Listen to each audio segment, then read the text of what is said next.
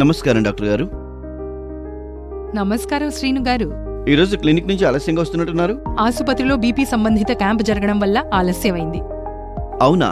మా బంధువుల్లో కూడా చాలా మందికి బీపీ ఉందండి. గత ఏడాది మా అన్నయ్యకి స్ట్రోక్ వచ్చింది. హైపర్ టెన్షన్ కంట్రోల్లో లేకపోవడం మూలంగా. దాన్ని నియంత్రించడానికి ఏం చేయాలి? సమతుల్యమైన ఆహారం తీసుకోవాలి, శారీరకంగా చురుగ్గా ఉండాలి. వీటిని అలవాటు పరుచుకుంటే యూస్ఫుల్ గా ఉంటుంది. మేం హెల్దీ లైఫ్ స్టైల్ అనుసరిస్తున్నాం. అలాగే వంట చేసేటప్పుడు ఉప్పు వినియోగాన్ని కూడా తగ్గించాను. ఉప్పు తక్కువగా తీసుకోవడం చాలా ముఖ్యం. దాంతో పాటు తక్కువ సోడియం అయోడైజ్డ్ ఉప్పును వాడవచ్చు. ఇదేంటి డాక్టర్ గారు?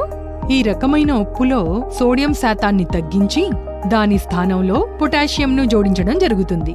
కానీ నేను దాని గురించి ఎప్పుడూ వినలేదు, మార్కెట్లో చూడలేదు కూడాను. అవును, చాలా మందికి తెలియదు.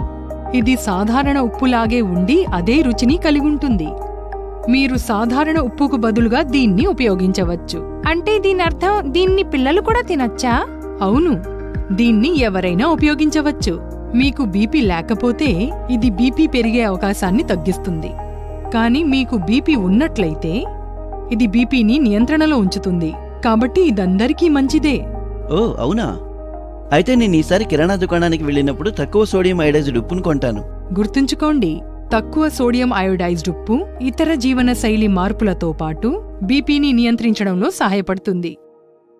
డిస్క్లైమర్: మీ వైద్యుడు మీకు తక్కువ పొటాషియం ఆహారం తీసుకోవాలని సూచించినట్లయితే, లేదా మీకు దీర్ఘకాలిక మూత్రపిండాల వ్యాధి ఉన్నట్లయితే తక్కువ సోడియం అయోడైజ్డ్ ఉప్పును ఉపయోగించే ముందు మీ వైద్యుడిని సంప్రదించండి.